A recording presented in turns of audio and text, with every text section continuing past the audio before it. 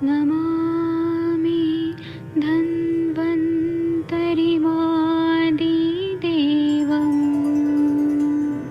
सुरासुरैः वन्दितपादपद्मम् लोके जरारुभयमृत्युनाशम् दातारमीशम्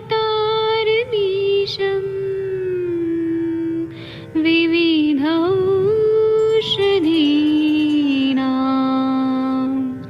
शङ्खं चक्रं जलौकां दधतं मृतघटं चारुतोर्भिश्चतुर्भिः सूक्ष्मस्वच्छादिरुद्यं शुकपरिविलसन्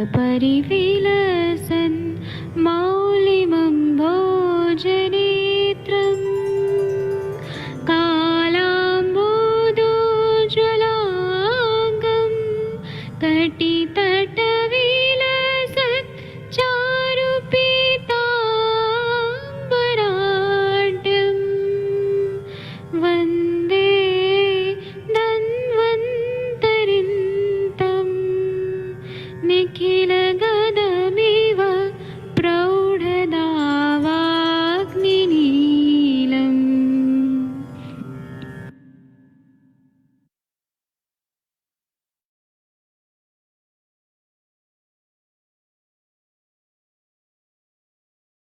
कोई भी सपना साकार करने के लिए सबसे जरूरी है सही कोच का होना। चुनिए आयुष दर्पण डिजिटल को और करे अपनी क्लिनिकल आयुर्वेद सीखने का सपना साकार। Download the app now.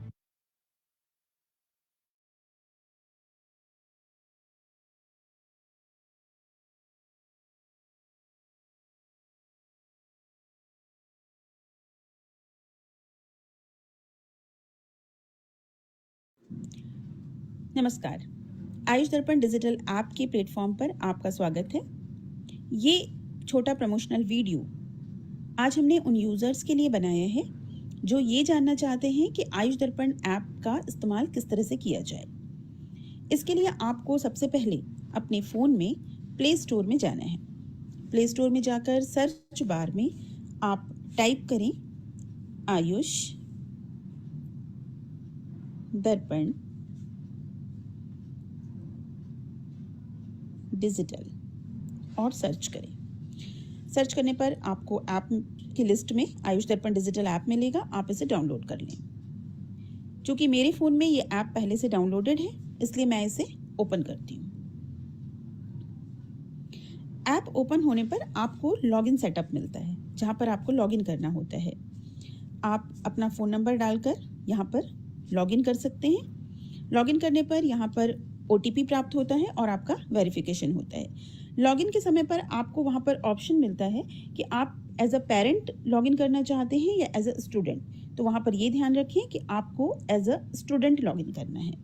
साथ ही अगर आप आईफोन या iOS यूज़र हैं तो आप सबसे पहले प्ले स्टोर में जाकर माई इंस्टीट्यूशन ऐप डाउनलोड करें और उसके बाद आपको ऑर्गेनाइजेशन कोड मिलता है आयुष दर्पण डिजिटल का TYNVU, all letters are in capital. आप ये कोड एंटर करके और उसके बाद फिर आयुष दर्पण डिजिटल ऐप तक आप एक्सेस कर सकते हैं। अब आपके सामने आयुष दर्पण डिजिटल का विंडो खुला हुआ है। इसमें आपको कई ऑप्शंस मिलते हैं। अगर आप हमारे इस ऐप में आयुष दर्पण डिजिटल में आकर आप कोर्सेज परचेस करना चाहते हैं तो इसके लिए आप स्टोर में जाएं। स्टोर में जाने पर आपको हमारे कोर्सेज की लिस्ट मिल जाती है। जैसे आप देख सकते हैं यहाँ पर डिसीज वाइज पंचकर्मा, मर्मा बिगिनर, क्लिनिकल पंचकर्मा, ये डिफरेंट कोर्सेज हैं। आप व्यू ऑल कोर्सेज करके सारे कोर्सेज की लिस्ट आप देख सकते हैं। इसमें जैसे अगर आप कोर्स परचेस करना चाहते हैं हमारा डिसीज वाइज पंचकर्मा, आप कोर्स पर क्लिक करें। कोर्स पर क्लिक करने पर ये इसमें आपको कोर्सेज की डिटेल आपको मिल जाती हैं, कितने लेक्चर्स हैं, क्या हैं। अगर आपको कोर्स पसंद आता है तो आप इसे लाइक भी कर सकते हैं। और इसमें आपको 12 वीडियोस हैं। अब इसमें आपको अभी ऑफर है इस पर जिसमें आपको डिस्काउंट भी मिलता है। तो यहाँ पर कूपन कोड अवेलेबल है, आप कूपन कोड देखें, कूपन कोड सेलेक्ट करें और इसे अप्लाई करें। आपका कूपन कोड अप्लाई हो गया है। अब आप इसे बाय नाउ कर सकते हैं। इसमें आपने अपना स्टेट सेलेक्ट करना है, जैसे मैं उत्तराखंड सेलेक्ट करती हूँ। अब आप प्रोसीड टू पेमेंट करिए। पेमेंट में भी आपको यहाँ पर अभी विंडो ओपन होने पर आप देख सकते हैं कि आपको यहाँ पर मल्टीपल ऑप्शंस मिलेंगी। फिर यहाँ पर ये आपको जिस तरह से गाइड करते हैं आप उस तरीके से यहाँ पर अपने पेमेंट ऑप्शन को चूज़ करके आप इसे आगे प्रोसीड कर सकते हैं और इस कोर्स को आप बाय कर सकते हैं। उम्मीद है कि आपको ये प्रमोशनल वीडियो काफ़ी हेल्प करेगा हमारे इस ऐप को एक्सेस करने में। अगर आपको, तो हम उम्मीद करते हैं कि आज आप हमारे इस ऐप को ज़रूर डाउनलोड करेंगे। Thank you.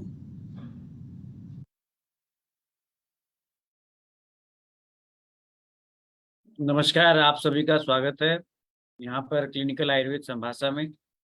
Ajay Katyayan ji, Harish Batra ji, Aditya Jha ji, Ravi Kumar Singh sir जी, विनीता चौहान जी, राम अवतार माली जी, वैद्य संदीप कुमार जी। आज के सत्र में कोई केस वगैरह डिस्कस करना हो तो आप कर सकते हैं। कल कोई केस एक डिस्कस हुआ था, मैंने देखा, काफी अच्छा केस था वो। अगर कोई आपको केस डिस्कस करना हो या कुछ बताना हो तो आप बता सकते हैं। रवि कुमार सिंह सर, आदित्य झा जी, विनीता चौहान जी, कुछ बताना है तो बताइए। हरीश बत्रा सर, अनम्यूटेड हैं आप जी,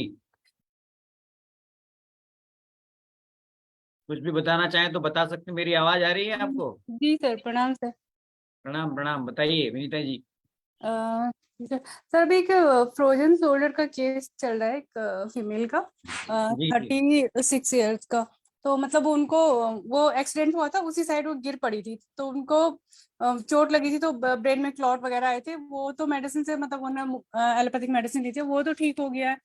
मतलब उसमें अभी थोड़ा सा जैसे उनको ब्लरिंग ऑफ वो है, स्पीच है, थोड़ा सा बोलने में दिक्कत होती है, थोड़ा स्लो स्लो बोलती है, वो तो ठीक है।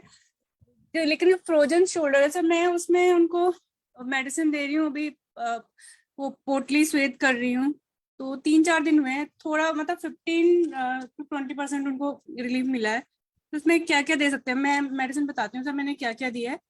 मैंने उनको एकांगवीर रस बताइए, दिया है, मेडिसिन क्या दे रही हैं आप, वो बताइए। एकांगवीर रस दिया है सर, योगराज गुग्गुल दिया है, और प्रवाल पंचामृत दिया है, महारासनादि क्वाथ दिया है, और मतलब दीपन पाचन के लिए उनको वो दिया है, अजमोदादि चूर्ण, और नहीं सॉरी, आम पाचक वटी दी है, और अनुलोमन के लिए अरण्य भ्रष्ट हरितकी दिया है। यही सब दिए है सर, और बाकी फायदा स्वेदन हो का रहा है चल। उसको, फायदा हो रहा है? हाँ सर, फायदा हो रहा है, लेकिन अभी पेशेंट एक वो गड़बड़ कर रही थी, वो दीवा स्वाप कर रही थी, जैसे मतलब मैं स्वेदन पोटली स्वेद करती हूँ ना, उसके बाद वो जाके 2-3 घंटे सो जा रही थी, तो उसके लिए मैंने उनको मना किया है। और आप साथ में मर्म चिकित्सा भी दीजिए ना, चित्रकूट में। मर्म भी कर रही हूँ सर मैं, एक टाइम खुद करती हूँ, 2 टाइम मैंने बोला है उनको घर पे करने के लिए। मतलब अभी उनको 15-20% रिलीफ मिला है। मतलब इसमें और क्या कर सकते हैं आप, मतलब आप सब लोग मेरे को सजेस्ट कीजिए। मेरे हिसाब से आप जो मर्म चिकित्सा है, शिप्रकुर पर आणी उर्वी अंश, ये काम करेगा इसमें। और आपकी जो औषधि उपचार है वो आप सही दे रहे हैं, उसमें कोई दिक्कत नहीं है। औषधि उपचार आपका सही है। अगर किसी को कुछ ऐड करना हो तो बताइए। बिल्कुल, आपने इसमें जो है पोटली स्वेदन कर रही है ना आप? जी सर। बढ़िया, अच्छा है, ठीक कर रही हैं आप, सही है। आप अभी थोड़ा इंतजार कीजिए। सर मर्म में वही होता है ना, तो थोड़ा ओबेज पेशेंट होता है, उसमें उतना अच्छा रिजल्ट नहीं मिलता, मतलब इंस्टेंट उतना नहीं हो पाता मेरे से, पता नहीं। कितना है जो वजन ठीक उसका? ठाक होते हैं। जी वेट सर। कितना है? Wait, wait wait. वेट तो उसका सर 75 के आसपास होगा, हाइट 5'4" के आसपास है। बीएमआई ज्यादा है उसकी ना। जी सर। हाँ, तो उसमें थोड़ा सा मेहनत करनी पड़ेगी आपको। अब देखिए, फिर औषधि आप दे ही रहे हैं, उससे लाभ लाभ मिलेगा, है ना। जी सर। मेरे सर इसमें पास ना, मतलब जैसे जी जी जी, बोलिए बोलिए। पोटली स्वेद में सर ड्राई करूं या फिर, क्योंकि मुझे थोड़ा ड्राई आम ड्राई ड्राई जैसे। ज्यादा अच्छा रहेगा। जी सर। जी सर। और किसी को कुछ बताना है तो बताइए। देखिए, यहाँ पे ना एक किताब है, एक पुस्तक है, बहुत पुरानी, मेरे को ये कहीं से मिली थी तो मैं शेयर कर रहा हूँ आपको। आयु दर्पण के डिजिटल ऐप पे है। ये मसूरी, हमारे यहाँ देहरादून में पास में ही मसूरी है, वहाँ लाइब्रेरी में ये पुस्तक थी, क्वाथ मणिमाला के नाम से है ये। इसमें बहुत विभिन्न प्रकार के क्वाथ दिए हुए हैं इसमें, काढ़े। हमारे साथ में एक प्रियरंजन तिवारी जी हैं, वो केवल क्वाथ कल्पना से ही मरीजों को ठीक करते हैं। तो मैं आपको इसमें से कुछ चीजें आपको, ये पुस्तक आपके लिए बहुत काम की हो सकती है प्रैक्टिशनर्स के लिए। आप इसको जरूर इसको देखिए, इसमें काफी चीजें मिलती हैं इसमें कुछ योग जो है वो काफी इंपॉर्टेंट है। अब जैसे कि ये गर्भिणी रोग एक क्वाथा, ये गर्भिणी में दी जा सकने वाली क्वाथ के बारे में बताया है। बिल्व अमृतोस उशीरम यवास मुस्ता ज्वरग्न विश्वाहिम टुंटुकाला वाटेस तथेसाम जलमुग वातम आम ज्वरम हंति ही गर्भिणाम। ये गर्भिणी में जो आम ज्वर होता है उसके लिए काढ़ा बताया गया है। कैसे बनाना है सारा इसमें लिखा हुआ है, आप इसको देख सकते हैं। विभिन्न प्रकार के क्वाथ, जो क्वाथ है उस पर ही ये पूरा का पूरा ये फॉर्मुलेशन की बुक है ये। तो ये बुक आयुष दर्पण के डिजिटल ऐप पर है। प्रसूति का रोगी में कौन सी क्वाथ देंगे आप, बहुत अच्छा है ये। काफी इसमें कलेक्शंस ऑफ काढ़े हैं, तो आप विभिन्न प्रकार के जो काढ़े हैं उनका निर्माण करके आप कर सकते हैं। इसमें से ऐसे असंख्य कई सारे फॉर्मुलेशंस दिए हुए हैं इसमें। रक्त गुल्म में क्या देंगे, बच्चों में क्या देंगे, आप देखें तो मैं थोड़ा सा आपको एक बार बस आपके सामने से एक बार मैं गो थ्रू कर रहा हूँ। नवीन ज्वर में क्या देंगे, जैसे ये बहुत इंपॉर्टेंट है, जो आजकल अभी फीवर चल रहा है अभी। धान्यक शुंठिक द्वितीयक भाग सिद्ध कषायो विनियंत पीतः कोष्ठाग्नि मांदम तरुणम ज्वरश्च रसाद्य जीर्णम संतृषम सदाहम। धनिया 2 भाग, सौंठ 1 भाग, इनका काढ़ा पीने से अग्निमांद और नव ज्वर, रसा जीर्ण, प्यास तथा दादी रोग दूर होते हैं। तो ये काफी अच्छी जो है, पूरा देखिए इसमें काढ़े का ही वर्णन है। विभिन्न प्रकार के क्वाथ इसमें बताए गए हैं। क्वाथ मणिमाला नाम से ये पुस्तक आयुष दर्पण के डिजिटल ऐप पर उपलब्ध है, जिसको आप अपनी प्रैक्टिस में इन काढ़ों का इस्तेमाल कर सकते हैं। तो मैंने आपको इसको आपके सामने इसको मैंने बताया। कोई और आपके केसेस हो तो विनीता जी, आप जो है फ्रोजन शोल्डर का ट्रीटमेंट ठीक दे रही हैं आप, उसमें आपने निरामा अवस्था प्राप्त करके वात शमन का उपाय भी कर रही हैं आप, और मर्म चिकित्सा भी दे रही हैं। तो कितने दिन हुए हैं अभी विनीता जी? सर अभी तो 3-4 दिन हुए हैं। तो 3-4 दिन हुए हैं ना, तो धीरे धीरे फायदा होगा, आप निश्चित रहिए, है ना। जी सर। क्वाथ भी दे रही है कुछ आप, क्वाथ काढ़ा? महाराष्ट्र क्वाथ दे रही हूँ हाँ, सर। बस ठीक है, बढ़िया। सर पेशेंट डायबिटिक भी है ना, तो ठीक है ना। तो महाराष्ट्र नदी क्वाथ दे सकते हैं ना, डायबिटीज में कहाँ कोई दिक्कत थोड़ी ना है उसको देने में। जी सर, उसकी टैबलेट अब टैबलेट फॉर्म में भी आता है ना, तो मैंने टैबलेट दी हैं। हाँ, टैबलेट फॉर्म में भी आता है, हमारे यहाँ गवर्नमेंट सप्लाई में ये उसके फॉर्म में भी आता है, ग्रेन्यूल्स के फॉर्म में भी आ रहा है आजकल ये। बनाना उसको क्वाथ जी, गुलिका के फॉर्म में भी आता है, महाराष्ट्र नदी क्वाथ गुलिका करके गुट। जी सर। कात्यायन जी बताइए, क्या सवाल है आपका? जी सर, चरण सर। जी बोलिए।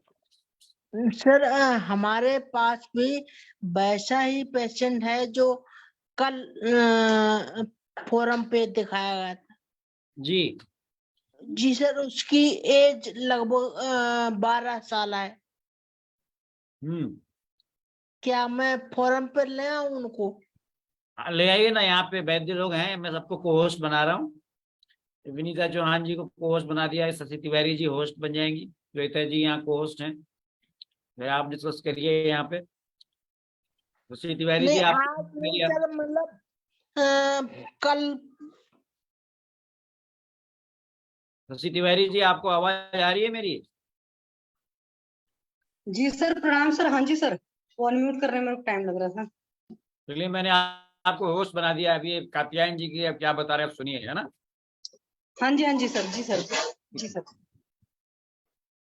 जी मैम, चरण पर। जी मैम, चरण पर। हाँ जी डॉक्टर साहब, प्रणाम। बताए सर। जी मैम, हम एक जो कल फोरम पे पेशेंट आया था, कम एज का था, लेकिन वैसा ही पेशेंट हमारे पास है, तो बताओ तो कल हम उनको बुला लें फोरम पे। पहले आप ब्रीफ करो सर, ब्रीफ करो। मतलब अभी ये बताओ, कभी भी ये आइडिया मत लगाओ, हो सकता है आपका पेशेंट लगभग वैसा हो जो जो 12-13 साल का बच्चा आया था। मतलब नहीं, उनके पापा आए थे। नहीं तो पापा को तकलीफ नहीं थी, तकलीफ तो सर बच्चे को थी।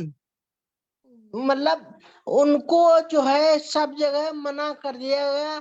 मोस्टली जो है यहाँ लखनऊ मेडिकल कॉलेज में भी मना कर दिया गया कि अब ट्रीटमेंट नहीं हो सकता इनका। पहले बताइए तकलीफ क्या है सर?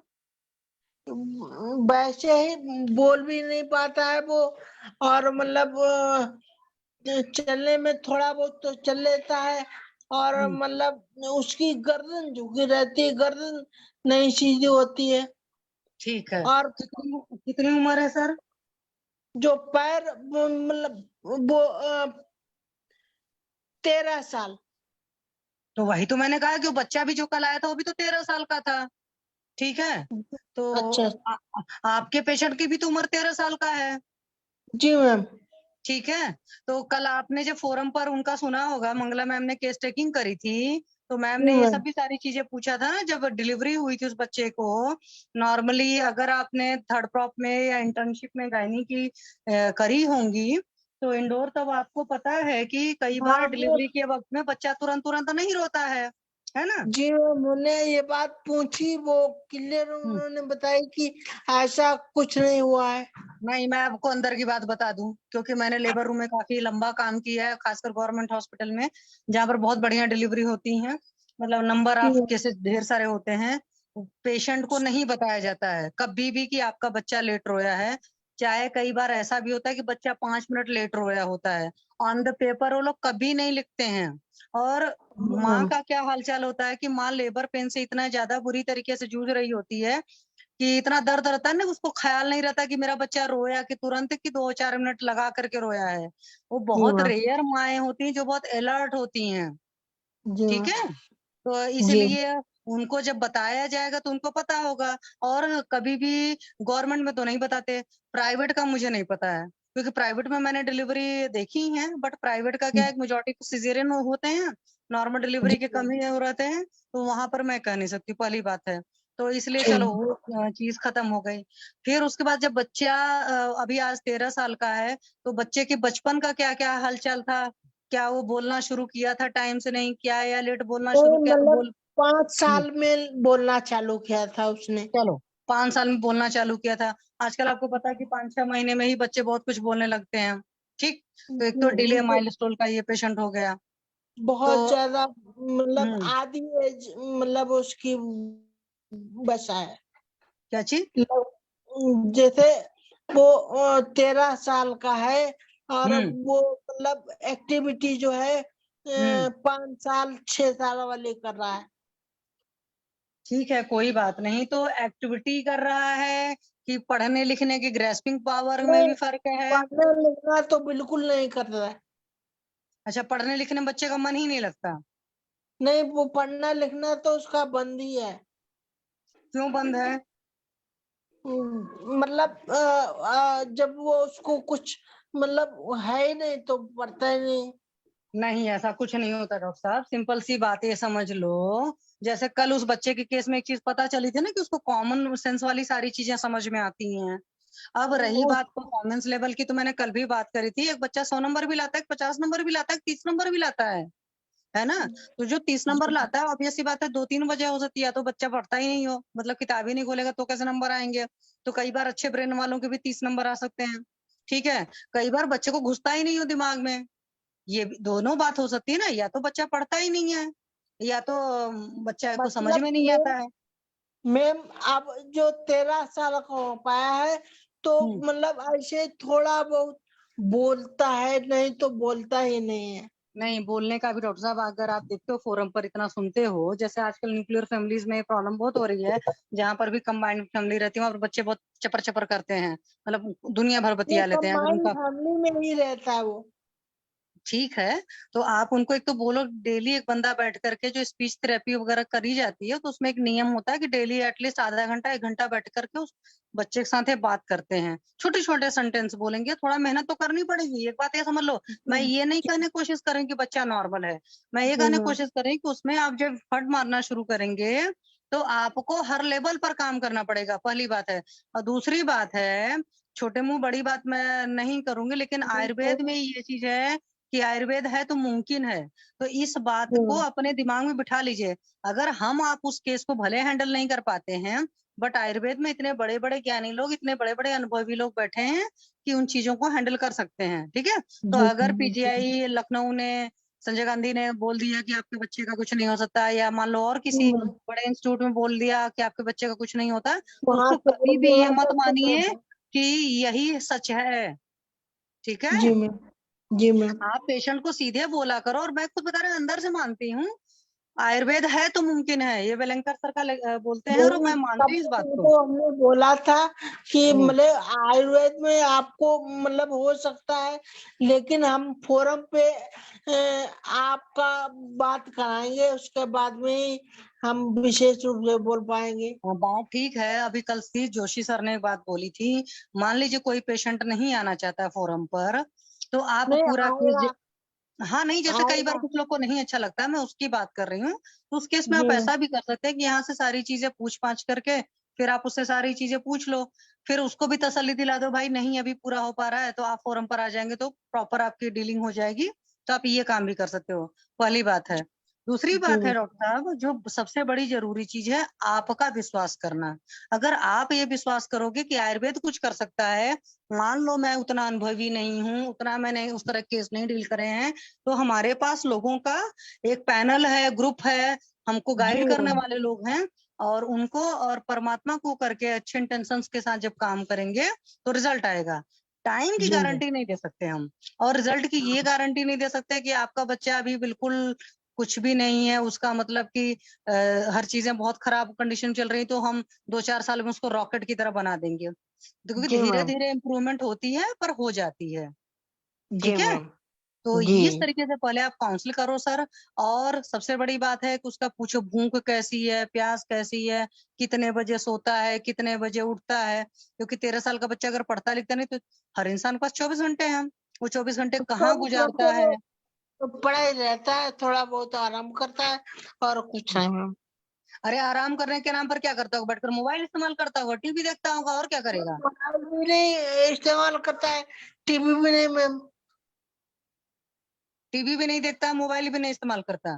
जी मैम, ऐसे मतलब पड़ा रहता है खामो खाम में। नहीं तो वो पेरेंट्स ने बताया कि आपने उसको लगा उससे बात करके थोड़ा बहुत हाँ ना सर नहीं, तो हिलाता होगा। मतलब हमारी बात वो समझ ही नहीं पाएगा। अभी हमने डिस्कस भी नहीं उससे पेशेंट से कर पाई, नहीं केवल तो उसके पापा से ही बात हुई है। नहीं नहीं तो आपने पापा से बात किया है, आप बच्चे को बुलाइए अपने सेंटर पर। फोन उन पर ऐसे बच्चों से नहीं बात की जाती है। पहले जब बच्चा आता है तो एक बार एक नजर सरसरी मारी है, एक बार शक्ल पता चल जाती है। अगर काश्यप संहिता में आपको याद होगा, तो जब पीडीएफ जी पढ़ाया गया था थर्ड प्रॉप में काश्यप संहिता, तो उस वक्त सर ने साफ साफ बताया था, जो आपकी आंख होती है, ये चीज ध्यान दो, ये यहाँ जी से ये लाइन और एक कान की लाइन, क्या ये जी। चीज इसके ऊपर है क्या इसके नीचे है, ये शेप जरूर देखिएगा, इससे मेंटल स्टेटस के लेवल का बहुत बढ़िया से फर्क पता चलता है। ठीक है, अच्छा अच्छा जी मैम, जी मैम, हाँ थैंक। तो ईयर का जो लेवल है वो देख लीजिएगा। आप उसकी टंग निकलवा कर देखिए, प्रॉपरली टंग निकालता है कि नहीं निकालता, सीधा निकालता है मतलब या टेढ़ा मेढ़ी उसकी टंग निकलती है, वो सारी चीजें सामने एक बार अपने चला कर देखो, कुछ जी चीजें बोलो, उन पर क्या रिस्पॉन्ड करता है, कितना रिस्पॉन्ड करता है, क्योंकि कोई इंसान किताबी रूप से डफर हो अलग सी बात होती है, बट एक जी मैम, नॉर्मल जिंदगी जीने लायक है कि नहीं है, तो वो जब आप सामने बिठाओगे बच्चे को, सामने बात करोगे, उसकी आईज की मूवमेंट कैसी हैं वो भी देखो, आई से क्या आपसे कोऑर्डिनेट करके बात कर पा रहा है नहीं कर पा रहा है। और कई बार जो बच्चे हालांकि वर्ड यूज नहीं करना चाहिए, बट मेंटली रिटार्डेड टर्मिनोलॉजी जहां पर यूज होती है कि आईक्यू लेवल जी बहुत कम होता है, आप वहां पर जी मैम, देखोगे ना बच्चों के फेस का शेप ही अलग सा होता है। जी ठीक मैम, है, यहाँ तक कि ऐसा होता है कि जो लोग प्रॉपर बोल नहीं पाते सुन नहीं पाते उनके भी फेस का शेप अलग होता है कि जिनके फेशियल एक्सप्रेशन उस तरीके से डेवलप ही नहीं हो पाते हैं। एक कुछ जी। जड़ सा चेहरा होता है, एक बहुत बोलता सा चेहरा होता है, आंखें बहुत बोलती होती हैं, एक्सप्रेसिव होती हैं, और माथे का शेप कैसा, हेयर लाइन कैसी, मतलब एक बच्चे को देखकर भी पता चलेगा। आप लिटा दीजिए टेबल पर तो देखिए उसके पेट वगैरह का क्या हाल चाल है, पेट मतलब निकला हुआ तो नहीं है, जैसे छोटे बच्चे कई बार होते हैं ना, वो बोलते हैं ना लीवर बड़ा हो रहता है तो छोटे बच्चों का पेट निकला सा रहता है। तो वो सब बहुत सारी चीजें हैं। एक बार बच्चे को बुलाइए, प्रॉपरली उसका एग्जामिनेशन करिए, हाथ पैर सब शेप वगैरह कैसे हैं, कैसा चलता है, कितना रिस्पॉन्ड करता है, और एक बार अपने पहले खुद बात कर लीजिए और फिर फोरम पर लाइए। क्योंकि ऐसे फोरम पर ला देंगे तो बच्चा मान लो बहुत ज्यादा रिस्पॉन्ड नहीं कर रहा है तो हम दूसरों पर निर्भर होंगे। दूसरों मतलब पेरेंट्स भी उतना नहीं बता पाते हैं जितना इंसान खुद बता पाता है। जी मैम। तो पहले आप सर ये ऐसे करिए, हो जाएगा केस। पहली बात तो ये है, उम्मीद रखिए, क्योंकि जब तक विश्वास है, आस है, मतलब सांस है, तब तक आस होती है। पहली बात। जी दूसरी बात, कल आपने लिखा था कि मेरा क्या होगा, मैंने जी आपको पहले ही बोला हम है। हाँ सर, जी थोड़ा पढ़ो, एक पेज पढ़ो उसको 10 बार पढ़ो। जो एकदम बचपन का नियम होता है कि 20 टाइम्स लिखना, हम बच्चों को बोलते हैं ना, छोटे बच्चों को, मतलब छोटे मतलब 10th 11th तक भी मेरा नियम रहता, +2 तक भी, कि कोई चीज याद नहीं हो रही, जैसे केमिस्ट्री के फॉर्मूले होते थे कि मान लो एसिड ने बेस से रिएक्ट किया तो सॉल्ट एंड वाटर बनाएगा। कोई जी बंदे मैम। को 4 बार में याद होता है, कोई बंदे को 20 बार लिखो। तो तुम सिंपली ये लिखो एसिड और बेस और सॉल्ट एंड वाटर लिख दिया। अब उसके बाद कम से कम 5-6 तरह के एसिड लिखा, 5-6 तरह के बेस लिखा, तो 5-6 तरह के सॉल्ट लिखेगा। फिर वाटर तो हर जगह लिखना है। अपने आप उसमें समझ में आ जाएगा भाई कोई एसिड ऐसा होता है जिसमें सिंगल हाइड्रोजन होता है, किसी में डबल होता है, मोनो एसिडिक, डाई एसिडिक वगैरह, बेसिक वगैरह होते हैं। एसिड के केस में बेसिक वर्ड यूज होता है। जी तो मैम। किसी में 3 होगा, H3PO4 जैसे है। तो फिर उसके कॉरेस्पॉन्डिंग आपने सॉल्ट लिखा, है ना। सॉल्ट भी अलग अलग वैलेंसी वाले, सिंगल डबल ट्रिपल के जो भी वैलेंसी का करके आपने लिखा। तो जब वो किसी भी चीज को 20 टाइम्स लिखते हैं तब आपको तैयार होता है। तो ऐसे जब आप आयुर्वेद पढ़ने बैठ रहे हैं, 1 या 2 पेज ही पढ़िए। उसी पेज को सुबह पढ़ लिया, दोपहर पढ़ लिया, शाम पढ़ लिया, रात पढ़ लिया, फोरम पर आकर बताया कि आज मैंने क्या पढ़ा। ठीक है, तो ऐसे जी तैयार मैम। हो जाएगा आपका। वो मत सोचिए कि मेरा क्या होगा। ठीक। ठीक है सर, थैंक मैम, थैंक, प्रणाम थैंक मैम, यू डॉक्टर साहब। चरण। प्रणाम डॉक्टर साहब। हाँ जी, मंगला मैम ने लिखा है अजय सर कि मदर को भी बुलाइए। वो तो है ही, फादर मदर दोनों को आप बुलाइएगा, दोनों को प्रॉपर डिटेल बातचीत करिएगा। ठीक है।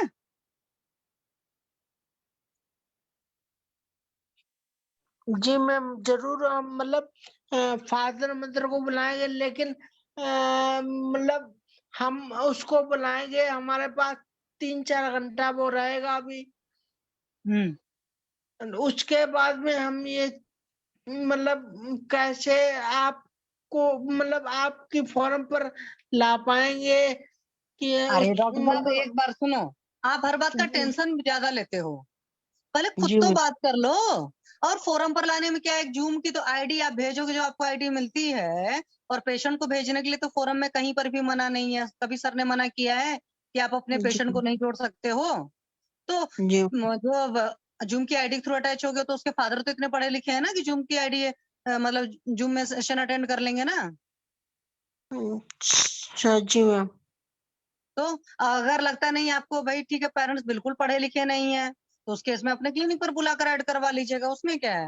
हरीश बत्रा सर के पेशेंट्स कई बार आते हैं, हालांकि वो सब पढ़े लिखे होते हैं, बट सर के पेशेंट कई बार रहते हैं उसी टाइम, तो उस टाइम भी वो ऐड कराए हैं। हर चीज का सोल्यूशन है, हर चीज को सोल्यूशन मोड में सोचा करिए। ऐसा नहीं सोचा जी करिए ये क्या होगा। अरे भाई आप पहले ले लो, फिर आगे निकलेगा। छोटा छोटा स्टेप बढ़ाइए। जी ठीक मैम। है। हाँ, आप जी बड़ा बड़ा इतना सोचते हैं इसलिए नहीं हो पाता है। जी मैम। ठीक है डॉक्टर साहब, थोड़ा करिए, ठीक है थोड़ा करेंगे अच्छा कर जाएंगे। जी जी मैम। बढ़िया। Thank you sir. और किसी को अपना कुछ शेयर करना हो, कोई सक्सेस स्टोरी शेयर करनी हो, कोई अनुभव शेयर करना या कुछ बताना चाहता हो, या कात्यायन सर के केस में कुछ और उनको गाइड करना चाहता हो तो प्लीज बोलें। एनीबडी? हाँ जी, विनीता मैम है, आदित्य झा सर है, मंगला मैम है, रवि सर है, और महाजन सर है, हरीश बत्रा सर है, सविता पेठे मैम है, बहुत सारे लोग हैं। बोलिए हेलो, तकदीर सिंह जी। हाँ जी सर, नमस्ते सर, बोले सर प्लीज। नमस्ते मैम। मैंने मैम अभी एक रिपोर्ट डाली है ग्रुप में। हम्म तो मैम अभी वो पेशेंट से बात ही हुई है। हम्म अभी वो मुझे संडे मिलने आएंगे।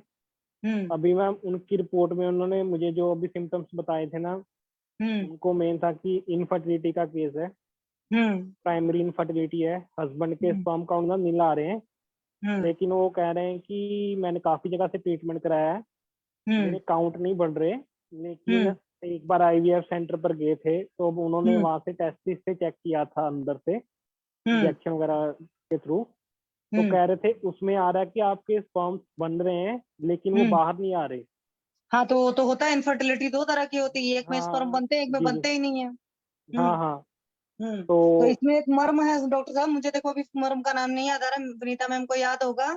उसमें रहता है जिसके स्पर्म बनते हैं बट निकल नहीं पाते हैं, तो पर्टिकुलर एक मर्म है, उसका स्टिमुलेशन करवाइए साथ में, बढ़िया रिजल्ट आ जाएगा आपका। हाँ, और आप बताइए मैम डॉक्टर साहब। इसमें और मैम देखा था कि इनकी रिपोर्ट, हाँ, मोस्ट वाली बिटअप मर्म भी था। हाँ, थैंक यू मैम।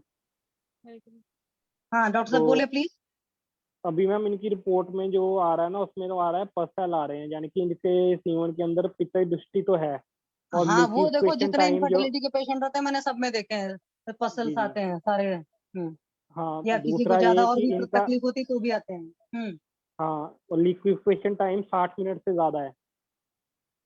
वो सब चीजें मत देखा करो, मैं आपको सिंपल हाँ नहीं बताऊंगी। मैम वो आयुर्वेदा के हिसाब से मैंने कोरिलेट काफी टाइम से, मैं क्योंकि हम इनफर्टिलिटी पर केस पर कर रहे हैं ना काम ज्यादा टाइम से, तो मैंने ये देखा है कि जिनका लिक्विफिकेशन टाइम ज्यादा है ना, इसका मतलब उनके अंदर कफई दृष्टि भी है साथ में सीमन के वो तो अंदर। डॉक्टर साहब सिंपल सी बात है, आप पसल्स मानकर सिर्फ ये मत सोचा करो पित्त है। आप ये सिंपल मानो कि आपके पास कोई इनफर्टिलिटी का पेशेंट है तो पूरे ही त्रिदोषज विकार है, क्योंकि अगर पूरा त्रिदोषज नहीं होता, सनिपातज नहीं होता, तो इनफर्टिलिटी वाली चक्कर नहीं पड़ती, क्योंकि आप सिंपली भी ठीक करा है लीजिए मैम। तो एक दो यूरिन में पसल्स आ ही जाते हैं, मेरा कहने का मतलब है। तो वो मत सोचो, मैंने क्यों कहा, क्योंकि होता है क्या कि जब हम एलोपैथी के क्राइटेरिया से डॉक्टर साहब देखना शुरू करते हैं ना, तो आधे हमारे सिस्टम फ्लॉप वैसे ही हो जाता है। क्यों हो जाता है? क्योंकि फिर हम एलोपैथ के हिसाब से ट्रीटमेंट चलाएंगे। सच्चाई सोचो जी तो जी मैम। वहां पर स्पर्म वगैरह की क्वालिटी इंप्रूव करने के लिए क्या मेडिसिन है, इनफर्टिलिटी में वो लोग क्या चलाते हैं मुझे पता है, मल्टीवाइटामिन देते हैं। जी जी मैम। क्योंकि मैंने गवर्नमेंट हॉस्पिटल में काफी लंबा काम किया, सो मैं आपको बता रही हूँ एलोपैथी वालों के साथ में। तो उनके पास कुछ खास होता नहीं है, आपके पास पसल्स है तो सबसे बढ़िया से एक तरीका है, शुक्रशोधक गढ़ तो दीजिए, जी जी मैम। है ना। शुक्रशोधक गण बना कर दीजिए, अगर नहीं मार्केट से अवेलेबल हो रहा, हालांकि आप तो खुद मेडिसिन मैन्युफैक्चर करते हो, तो शुक्रशोधक गण दो, पहली बात है, ये तो एकदम बिल्कुल व्याधि प्रतिनिक चिकित्सा में आ गया। उसके पहले उसकी ग्रहणी दृष्टि देखिए डॉक्टर साहब, और उसके पहले उसके जी जी हेतु मैम। देखिए, है ना। जी मैम, तो वो तो वो मैंने सब उनको कहा है कि संडे को वो आएंगे मेरे पास, तो मैंने कहा ऐसे नहीं होता, पूरा डायग्नोस लेना पड़ेगा, हाँ, मॉडर्न से तो एस्टिमेट लग सकता है कि हाँ ये इश्यू हो सकता है, बाकी तो जब आप आओगे तो मैंने बस ये पूछना था कि मैम ये क्या रिपोर्ट के रिलेटेड मैंने बस ये, क्योंकि ये फर्स्ट टाइम ही था ना कि ये पेशेंट ने आगे काफी ट्रीटमेंट करवाया था, इसको ये पता था, वरना हम लोग को कोई पहले ये मतलब नहीं करवाना डॉक्टर साहब, पड़ता है। कभी ये मत सोचा करी किसी ने जी जी। ट्रीटमेंट कराया है। मैं क्यों कर रही हूँ, आयुर्वेद में भी कई बार लोग ट्रीटमेंट कराए होते हैं, जैसे मेरे पास ईडी के कई बार पेशेंट आते थे, दिल्ली उल्ली तक में ट्रीटमेंट कराए थे। दिल्ली में आपको पता है आयुर्वेद की हालत अच्छी है, बढ़िया जी बढ़िया जी। बड़ा बड़ा पैकेज देते थे। वो क्या पैकेज देते हैं, दबा कर शुरुआत में पेशेंट को दे देंगे, पेशेंट का काम हुआ, उसके बाद कुछ टाइम बाद फिर उसकी हालत खराब हो गई। आपको हाँ पता है मैम ईडी के वो, पेशेंट को जी जी सबसे पहले ब्रह्मचर्य का पालन कराना होता है, और जी पाँच जी छह महीने उसकी पाचन विकृति पर काम करना होता है जी पहले। जी मैम। पुराने वैद्यों हाँ को मैम देखिए। मैंने, हाँ हम्म। मैम मेरे पास भी जब आते तो मैं उनको पहले कह देता हूँ, अगर खाने पहले आप अगर ये पहले गृहिणी का ट्रीटमेंट करवाओगे तो फिर मैं दवाई दूंगा, बाद में आप कहोगे कि आपने कोई एलोपैथिक मेडिसिन डाली थी कि जितनी देर खाया उतनी देर आराम था, फिर से वैसे हो गया। तो पहले पाचन विकृति ठीक होती है, और जी जी पाचन विकृति ठीक करके फिर उनकी जो लोकल विकृति होती है, फिर उस पर जी जी काम किया जाता है। मतलब शुरुआत में कोई भी शुक्र वर्धक, शुक्र स्तंभक, शुक्र ये मतलब जो भी शुक्र औषधियां कोई जी नहीं जी दी जाती हैं। अगर जी जी शुरुआत में मैम। आप शुक्र औषधि दे रहे हैं ईडी के पेशेंट को, आप उसको और बर्बाद कर रहे हो। जी जी मैम। ठीक है, सिंपल सा तरीका होता है, तो वो पेशेंट को कन्विंस कर दो। तो मेरे पास ऐसे पेशेंट कई बार बहुत सारी जगह से इलाज करा कर आते थे, फिर बोलते थे मैडम आपका पैकेज कितने का है। मैंने कहा इसमें पैकेज क्या है, मैंने कहा भाई तुम्हारी जब ग्रहणी दृष्टि ठीक होगी तो उसके बाद देखा जाएगा, उसके बाद का हम सोचेंगे कि कहाँ मतलब टाइम कितना लगेगा। पैकेज जी वैकेज जी तो मैं मैम। अभी भी नहीं देती हूँ, मेरा कहने का मतलब है। जी जी जी तो ऐसे ही डॉक्टर साहब, जैसे कोई ये कह देता है ना कि आयुर्वेद में ट्रीटमेंट करा कर आया है, तब पर भी आप ये सोचा करो कि क्या सामने वाले ने उस पैटर्न से लिया है। अभी भी नहीं नहीं बहुत मैम सारे लोग वही। बेसिक लेवल पर आयुर्वेद को नहीं ट्रीट करते हैं। जी जी मैम। ठीक है। मैं ब्लेम सभी को नहीं कर रही हूँ, बट अभी भी क्योंकि जिन लोगों का बहुत नाम है, बहुत मतलब उन्होंने फॉर्मूला बेस्ड प्रैक्टिस करके रखी हुई है, उनकी चल जाती है तो चीजें ठीक है। जैसे मैं किसी का नाम शायद लोग जानते भी नहीं जानते, उस बंदे की अच्छी खासी यूट्यूब से कमाई है, बढ़िया से वो ट्रीटमेंट करते हैं सारी चीजें, but he is not a Ayurvedic physician. तो जब क्या होता है कि बढ़िया सा एक पेशेंट थायराइड का लटक गया कि उसकी स्वेलिंग होना शुरू हो रही है, अब उनकी दवा नहीं काम कर रही है, क्योंकि वहां पर आप सोचोगे कि सिर्फ एक आरोग्यवर्धिनी और कांचनार से मैं रिजल्ट ला दूंगा तो नहीं आएगा। वहां तो प्रॉपर दीपन पाचन लोमन होगा, पूरी हेतु निकालोगे, पूरा दिनचर्या रात्रिचर्या करेक्ट करोगे, तब जाकर होगा ना। तो इस वजह से कभी ये मत माना करो, ठीक है। आयुर्वेद में जहाँ ट्रीटमेंट करा कर आया था, पहली बात है। और मैं एस्ट्रोलॉजी के हिसाब से आपको बताऊं, क्योंकि कई बार कोई मरीज हमारे यहाँ से ठीक होना लिखा होता है, वो भले बड़े बड़े जी जी जगहों मैम। से बड़ा बड़ा लंबा लंबा ट्रीटमेंट करा कर आता है, यहाँ पर कोई अदरवाइज नहीं लेगा प्लीज। तो एस्ट्रोलॉजी में कॉम्बो होते हैं, किसी को जी जी मैम। आयुर्वेद से ठीक होना होता है, किसी को एलोपैथ से ठीक होना होता है कई बार। जी तो जी उसमें हम लोग गाइड करते हैं, अगर हम उसका देख लेते हैं मतलब चक्रस, तो उससे पता चल जाता है कि हाँ नहीं, इस पेशेंट को तो एलोपैथ भी चाहिए भाई, तो एलोपैथ दो जी मैम। जरूर। जैसे होता है कुछ लोग को देखो इमरजेंसी में एलोपैथ देना पड़ता है, फिर बाद में हम आयुर्वेद कर जी लाते हैं। मैम। तो आप ऐसे देख लिया करो, नहीं तो आप अपना प्रश्न शास्त्र से उठाकर देख नहीं लिया नहीं करो। नहीं मैम, ये सब कुछ करता हूँ मैम, बस ये था, ये तो मैंने हम्म इसलिए डाला था हम्म। कि आप कह रहे थे ना कि केस हो, तो मैंने कहा डिस्कस कर लेते हैं। अभी तो वो नहीं नहीं पेशेंट सर, आएगा तो बहुत फिर अच्छा पूरा किया डायग्नोस आपने। निकालेंगे। मैं तो उस बात पर बता रही हूँ कि कई बार लोग सोचते हैं ना कि सामने वाले ने बोला कि आयुर्वेद का जी जी। ट्रीटमेंट ले चुका हूँ, तो फिर हम नहीं नहीं सोचते हैं मैम, कि मैंने ऑथेंटिक ही भी। हम्म नहीं मैम, मैंने भी उन्हें यही कहा था कि मैंने उनको कहा था कि आपने यही मेडिसिन खाई होगी, तो मैंने कहा कि ऐसा ऐसा टेस्ट था मेडिसिन का, कह रहे हाँ ऐसा ही टेस्ट था। तो मैंने हम्म यही कहा था, मैंने वो आपको शुक्र जनन और शुक्र शोधन दवाई नहीं दी उन्होंने, सिर्फ शुक्र जनन मेडिसिन दे दी है।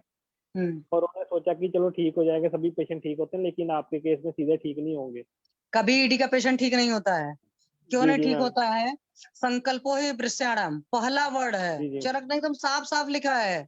और मैं सीधे बोलती, it depends on your brain power, पहली बात। जी जी मैम। दूसरी बात क्या प्रॉब्लम फंसती है, मेजोरिटी पेशेंट की कुछ ना कुछ बैड हिस्ट्री रहती है। अब मेरे को जी तो जी। दबाकर मेरे पेशेंट्स में जितने भी रहे, मैं पूछ लेती हूँ एकदम क्लियर कट, भाई कितने रिलेशंस थे, सीधा। जी जी मैम। शादी से पहले उनके कई सारे हैं, मतलब लॉन्ग टर्म के रिलेशनशिप जी रहते जी। हैं।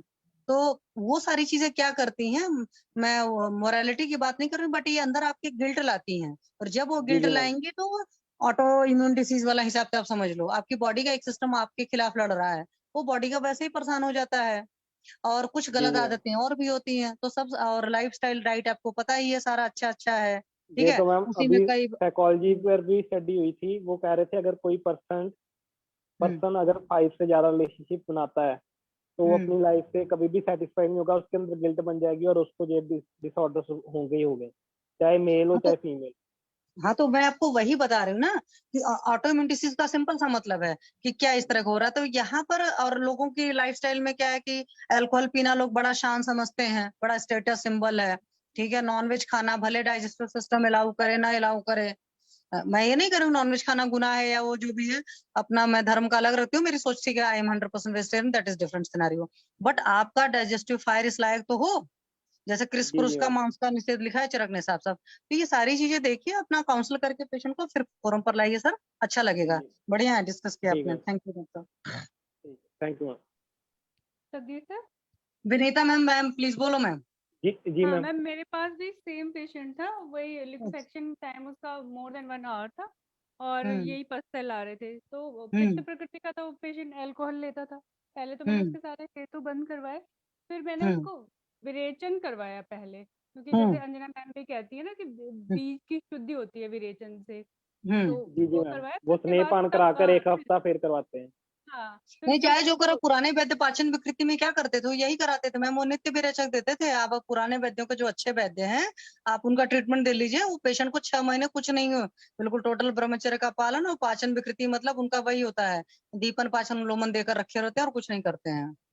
हाँ मैम, ब्रह्मचर्य का पालन करवाया था, फिर उसके बाद हम्म उसको क्लासिकल विरेचन दिया था, फिर उसके बाद ये शुक्रवर्धन जो है वो वाली मेडिसिन दी थी।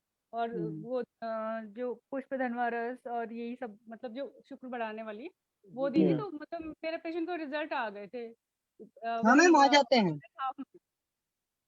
और इसमें एक रेफरल बात कराओ तो उससे और जल्दी रिजल्ट आते हैं। और एक चीज और मैं कहूंगी डॉक्टर साहब, जब भी किसी भी पेशेंट में पसल्स आते हैं तो एलोपैथी में आप देखते हैं हमेशा हस्बैंड वाइफ दोनों को जब एब्स्टिनेंस की बात करते हैं एंटीबायोटिक दे देते हैं, हाँ, तो एंटीबायोटिक आप भी ऐसा देते हैं साथ। नहीं, तो आप ये किया करो, वाइफ का भी यूरिन कंप्लीट एटलीस्ट करा लिया करो, और उसको भी दीपन पाचन अनुलोमन तो चला ही दिया करो, जी जी मैम। क्योंकि भाई कांटेक्ट हुआ तो पक्का सी बात है कचड़ा उसके अंदर भी गया जी जी होगा, है ना। ये जी जी सिंपल मैम। सा तरीका सोचना चाहिए। तो उसको भी अगर शोधन हो जाएगा तो वैसे भी इनफर्टिलिटी के पेशेंट्स में हस्बैंड वाइफ दोनों पर काम करना चाहिए, चाहे जी जी मैम। रिपोर्ट वाइफ की नॉर्मल ही नजर क्यों ना आए, क्योंकि नजर में हाँ क्या करते हैं मैम, हम मैं लोग, चलाता ही एक हूँ अल्ट्रासाउंड ही तो कराते मेडिसिन। हैं, जी जी है ना। जी जी मैम। और किसी को डॉक्टर साहब को गाइड करना है? यस सर, रस धातु पर तो ध्यान देना ही पड़ेगा, एक्चुअल में धातु पाचक वगैरह भी चलेंगे। सर आपका कोई अपना अनुभव मतलब ट्रीट किया है इस तरह के ईडी के पेशेंट्स को तो प्लीज शेयर करें सर। रवि सर प्रणाम सर। हरिहर सर आप कुछ बोलना चाहते हैं सर? हरिहर नहीं सर मैं प्रणाम सर। बोलना नहीं है, लेकिन मेरे को ये पूछना था विटामिन बी किस में से ज्यादा मिलेगा? B12। सर विटामिन बी तो पत्तेदार हेलो सब्जियों में सर, ज्यादा मैं अच्छा मिलता बताऊं? है और स्प्राउट्स में ज्यादा मिलता है, मतलब जो आपके नहीं अनाज मैम, अंकुरित हो जाते हैं। मैम इसकी रिसर्च हुई थी, अभी बताता हूँ मैम। ये आपके ना, ये क्या होता है, विटामिन B12 बॉडी रिसाइकिल करती है। अगर किसी का भी कम है ना, तो उसका मतलब उसके ग्रहणी दृष्टि है। वो और तो है ग्रहणी ही, दृष्टि ठीक कर दे। विटामिन हाँ B12 अगर पूछ रहे हैं कि विटामिन बी पूछ रहे हैं सिंपली? मैम पूरा विटामिन बी का जितना नहीं बी B12 कॉम्प्लेक्स पूरे का, पूछ रहा हूँ। जी सर। मैम पूरा का बी कॉम्प्लेक्स ही मैम बॉडी रिसाइकिल करती है। वो तो सर करती है, वो लेकिन जब आप कहते, सोर्स हाँ पढ़ते हो, हाँ वो कहते हैं ना कि जैसे कि नॉन वेज वाले सोर्स में होता है ज्यादा, तो नॉन वेज वालों के अंदर भी कम हो सकता है। तो इसका मेन कारण यही है कि जो आपकी बॉडी के बैक्टीरिया है ना, वो सही नहीं है अभी। तो अरे आप बात ग्रहणी पर ठीक है काम डॉक्टर, कीजिए, बैक्टीरिया वो अपने मत आप ठीक हो घुसाया जाएगा। करो। मतलब सिंपल सा वर्ड का मैंने जवाब दिया, अदरवाइज नहीं लेना। एक्चुअली जो खाने पाने के तरीके हैं, खान पान के तरीके में आपको सारी चीजें खाना है। जैसे बहुत सारे लोग नहीं खाते हैं हरी पत्तेदार सब्जियां या ग्रेन्स वगैरह, सारी चीजों को जो पुराना जो खाने का तरीका था, जैसे लोग पुराने जमाने में हर मौसम के हिसाब से चीजें खाते थे क्योंकि उसी सीजन में अवेलेबल थी। तो उस तरीके से जो खान पान होता है, तो ग्रहणी दृष्टि तो मिलती ही है भाई। पाचन विकृति नहीं होगी तो फिर कहाँ से कुछ तकलीफ होगी। Madam, और ये hello, madam. Is there हाँ जी any sir. Ayurvedic medicine for vitamin B12? Sir ma'am नहीं चंदन सर, बलौल इसमें अक्षादी की मात्रा बस्ती देते हैं तो बहुत जल्दी इंप्रूव होता है, और सर और मोरिंगा ऐसे के कोई आप मेडिसिन नहीं मोरिंगा होती पाउडर दे है। सकते हो। हाँ मोरिंगा पाउडर दे सकते हो सर, मोरिंगा पाउडर दे सकते हैं। मोरिंगा ना, सहजन, हाँ हाँ, सिगरू जो वो दे है। सकते हो। हरा धनिया कच्चा खाने के लिए सब्जी के ऊपर डालकर, जब सब्जी खाने लगो ना, उसके ऊपर कच्चा धो के काट लेना है, उससे पूरा हो जाएगा। हरा ऐसे आप सर प्रॉपर कोई पाचन आयुर्वेदा में विकृति ठीक मेडिसिन कराओ। नहीं है। ऐसे मतलब विटामिन B12 के केस में नहीं सोचो, क्योंकि आजकल सब में लोगों में कमी होता है। तो जी जी साइनोकोबालामिन होता है, तो वो साइनोकोबालामिन के हिसाब वो आयुर्वेदिक पद्धति से एक बार सही हो जाए B12, तो फिर वो नहीं, तो वापस हो से वही जाता है। मैं लो कह रही हूँ ना लेवल पर डॉक्टर साहब, जाता है। कि नहीं होता सर। साइनोकोबालामिन के हिसाब। हाँ जी बोलो प्लीज, आप लोग प्लीज। एक बार ठीक सर हो अगर जाएगा आयुर्वेदिक पद्धति से, तो फिर से वो लो हो सर सकता है। नहीं सर, आयुर्वेदा के हिसाब से अगर आप देखोगे ना, तो ग्रहणी दृष्टि ठीक हो जाएगी, तो उसके बाद बॉडी अपने आप ही उसको रिसाइकल करती रहती है, कभी कम नहीं होता। ठीक है। तो अगर आप ग्रहणी की चिकित्सा करनी पड़ती है ना। हाँ हाँ, वो कर लोगे तो उसके बाद वो अपने आप पूरा हो जाएगा बॉडी के अंदर। एक दो बार खाएंगे ना सोर्स से, तो वो पूरा हो जाएगा, उसके बाद कम नहीं होगा। और बस्ती में क्या देवे मैम? सर सिंपल सा शुरुआत में पहले आप ना दीपन पाचन और लोमन कराइए। ग्रहणी दृष्टि का मतलब पाचन विकृति। तो पाचन विकृति हम लोग कई बार पकड़ नहीं पाते, पकड़ इस वजह से नहीं पाते हैं कि पेशेंट हमको सही बताता ही नहीं है, ठीक है। तो आप पहले दीपन पाचन और लोमन अच्छे से कराइए। पेशेंट की दिनचर्या, रात्रिचर्या, ऋतुचर्या ठीक कराइए, क्योंकि एक चीज है आज की डेट में जो बहुत अच्छे से मिलती है चीज, वो है कि इंसान बहुत बार खाता बढ़िया है, उठता बैठता सोता भी बढ़िया है, मतलब वो भी ठीक रहता है, एक्सरसाइज भी करता है, लेकिन स्ट्रेस लेवल बहुत ज्यादा होता है। और एक हिंदी की saying है, चिंता चिता के समान है। तो जिस इंसान के अंदर जितना स्ट्रेस होगा, आपको पता है स्ट्रेस से ही किडनी पर बहुत ज्यादा असर पड़ता है। तो वहां पर स्ट्रेस वालों के अंदर पोषण नहीं हो पाता है। तो वहां पर दुनिया भर के जब आप टेस्ट कराएंगे ना, तो वाइटामिन की, मिनरल्स की इधर उधर की डिफिशियंसी मिलेगी और भी कुछ ना कुछ होगा। और कई बार वो उनका सत्व भी बहुत अवर होगा। तो सर जब इन सारी चीजों पर काम कराओगे तो धीरे धीरे रिजल्ट आ जाएगा। पहले दीपन पाचन अनुलोमन करा लीजिए, फिर उसके बाद तब पेशेंट के हिसाब से आप खुद ही डिसाइड कर लो कि कौन सी बस्ती देनी है, या सिर्फ मात्रा बस्ती वगैरह से काम चल जाएगा, या जैसे चंदनमाला लाक्षादी देनी है, सहचर देना है, या क्या भी देना है, वो पर्टिकुलर ऐसे नहीं है। और ऐसे सिंपल सोचेंगे साइनोकोबालामिन के हिसाब से, तो साइनो मतलब जहां पर भी कॉपर के जो भी सॉल्ट किस किस फूड प्रोडक्ट में है, कोबाल्ट किस किस फूड प्रोडक्ट में है, तो ये सब पत्ता गोभी वगैरह इन सब बहुत सारी चीजों में पाया जाता है। बट वो होनी भी तो चाहिए आपकी ऑर्गेनिक खाने वाली। सिंपली है कि जो जिस सीजन का सर है खान पान वो ठीक करना पड़ेगा, और अंदर ही बॉडी अपना बहुत कुछ बनाती है, तो उसमें काउंसलिंग वाला पार्ट है। धूप में मतलब जरूर सेवन कराएं पेशेंट्स को, ये सब जो सनबाथ है, वॉक करना है, और जैसे मैम हमेशा बताते हैं उनका उच्चारण वगैरह कराना, वाकई करवाइए, बहुत अच्छे रिजल्ट आते हैं। और उनको प्रॉपर उसका बताइए कि जैसे लिखा होता है ना, जब आप कुछ अच्छा करते हो, मतलब जिसमें वाकई आपको अच्छा फीलिंग आती है, तो आपका आनंदमय कोश एक्टिवेट होता है। और आनंदमय कोश एक्टिवेट जब जिन लोग का जितना ज्यादा रहता है, उनके अंदर उतनी मतलब परेशानियां कम होना शुरू होती हैं, उतना पोषण भी अच्छा होने लगता है। तो आप वहां से मनोवा से काम करिए सर ऐसे केसेस में, क्योंकि अगर पेशेंट अच्छी अफोर्डेबिलिटी को बिलोंग करता है, उसके बावजूद तकलीफ है, मतलब कि खान पान होने के बावजूद में भी, तो आप समझो कि मनोवा में तकलीफ है। ठीक है सर। और कोई और हरिहर सर को गाइड करना चाहता है जिसने विटामिन B12 के केसेस काफी हैंडल करे हो, तो प्लीज बताएं। मैडम वो आरओ पानी में कोई दिक्कत रहेगी पीने में? सर ये विटामिन दुनिया भर की चीजें, उनके बारे में कुछ कहा नहीं जा सकते, क्योंकि पहले एक हमारा लोग का ब्रेन वॉश किया गया है। जैसे वो सिंपल सा था ना, पेशेंट को घी खाने को बोलो, जी मेरा कोलेस्ट्रॉल तो नहीं बढ़ जाएगा। अब वो इतना फोबिया बैठ गया कि, और पीड़ा की स्नेह बताती रहती हूँ मैं, जिन भी यूरिनरी ट्रबल वाले पेशेंट्स को, वो नहीं अलाउ करते हैं अपनी बॉडी को, मतलब अपने मन को, कि मैं घी खा सकता हूँ। ठीक है, एक मोटापा बैठा दिया गया 50-60 साल के, कि भाई घी खाओगे मोटे हो जाओगे, घी नहीं खाए घुटने खराब हो गए, ग्रीस खराब हो गई। क्यों खराब हो गई? खाया नहीं है। तो आरओ का वैसे सोचोंगे तो पानी इतना कॉन्टामिनेटेड आ ही रहा, क्या करोगे? मजबूरी है ना सर बहुत सारी चीजों की। तो आरओ का जो TDS सेट करने का वो सब सिस्टम ठीक ठाक रखो एटलीस्ट, जितना मैं समझती हूँ। कि पूरा तो करप्टेड ही है, मतलब हर पानी हर चीज कहाँ क्या क्या करेंगे सर। तो वहां पर आप मनोवा पर काम करिए, मतलब ओम का उच्चारण करना, प्राणायाम करना, वॉक करना, मेडिटेशन करना, तो उनसे सर काफी काउंटर बैलेंस हो जाएगा। और परमात्मा को हर चीज सौंपना, उससे स्ट्रेस लेवल कम होता है। ठीक है सर। धूप में निकलना अच्छा है ना? धूप में हाँ जी निकलना, धूप में निकलना अच्छा है B12 के लिए। सर, सनबाथ विटामिन डी वहीं से बनता है। देखो मैं धूप का उससे नहीं करूँ, विटामिन 12 छोड़ दो। जिस नहीं, इंसान को B12 की धूप, बात करेंगे। हाँ नहीं सुनो बता रही हूँ, जिस इंसान को धूप नहीं अच्छे से मिलती, उसके अंदर डिप्रेशन आता है। डिप्रेशन का मतलब क्या है? सारे जूसेस, सारे हार्मोन्स लो सिक्रेट हो रहे हैं, एनर्जी लेवल लो रहेगा उस बंदे का। जो कमरे में दिन भर घुसा रहेगा, उसका एनर्जी लेवल 0 वाट बल्ब रहता है। जो लोग मोबाइल में मस्त रहते हैं, आप उनको देखो बहुत चिड़चिड़े होते हैं। मतलब पब्लिक से कम्युनिकेट करिए, लोगों से बातचीत करिए, मोबाइल पर नहीं रहिए। ठीक है। तो विटामिन डी, मैं सनलाइट इसलिए बोलती हूँ कि एंटी डिप्रेसिव होता है, आपका मूड को खुश रखता है। सूर्य जो है ऊर्जा का कारक है ना, sun is the ultimate energy in the world. तो जब आप सन के कांटेक्ट में आओगे तो आपके अंदर भी तो एनर्जी आएगी। तो वो इनडायरेक्टली काम करती है ना, हर चीज को डायरेक्ट नहीं जोड़ो आप।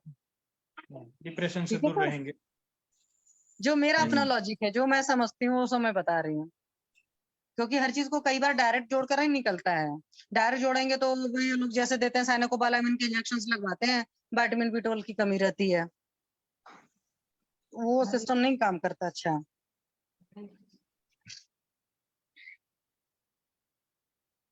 और मन और किसी को भी सर को गाइड करना है, हरिहर सर को, कुछ अपने अनुभव से? चलो भी कोई नहीं बोल रहा है। अंजना मैम प्रणाम। बत्रा सर ने बोला यूट्राइन फाइब्रॉइड पर आप उनको गाइड करो।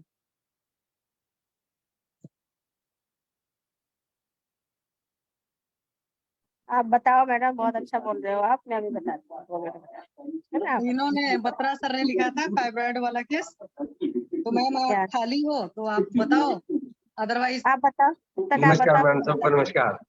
नमस्कार नमस्कार। मैंने आप बताओ। गायनी कंप्लीट करानी है जब तक अरविंद सर नहीं आते। गायनी कभी कंप्लीट नहीं हो सकती सर। कोई बात नहीं, जब तक सृष्टि जिंदा है जब तक चलेगा। सृष्टि की उत्पत्ति गायनी से हुई है, और गायनी तब तक चलेगी तब तक सृष्टि चलेगी। हाँ तो मैडम आप बताइए थोड़ा, फिर मैं बता। हाँ ठीक है मैम। चलो मैं एक चीज बताती हूँ। मैं आजकल थोड़ा सा शारंगधर संहिता पढ़ रही हूँ। तो शारंगधर संहिता जिस राइटर की बुक है, ये आचार्य पंडित राधाकृष्ण पराशर होंगे इसके, मतलब हिंदी टीकाकार जो है उनकी है, एडिशन है। तो शारंगधर संहिता हम लोग अपान काल पढ़ते हैं हमेशा। तो अपान काल का एक दिमाग में ये रहता है कि अपान काल मतलब जस्ट बिफोर द फूड। तो मैं लोगों को, पेशेंट को करती भी हूँ। और वर्ड भी है अपाने भोजनाग्रे, भोजन से पहले। आग्रह सिर्फ इतना वर्ड है, उस आग्रह का मतलब क्या लगाते हैं। तो इस बुक में ये लिखा है कि अगर आप खाना खाते हो तो उसे 1 आवर बिफोर दो। नॉर्मली हम लोग क्या करते हैं कि खाने के साथ भी कई बार देते हैं। तो इस बुक में था, तो मैंने कहा कि ठीक है, मैं आप लोग को शेयर करूंगी और आप लोग भी इस चीज का करके देखना। क्योंकि पहले मैं इस तरीके से देती थी, आधा 1 घंटा पहले, अभी चेंज किया था। तो यहाँ पर जो हिंदी में टीका में इन्होंने ये चीज किया हुआ है। और जैसे कंप वायु होता है, जिन पेशेंट्स को ट्रिमरिंग उमरिंग वाली प्रॉब्लम होती है, तो इन लोग को भोजन के पहले और भोजन के बाद दोनों वक्त में मेडिसिन देनी चाहिए।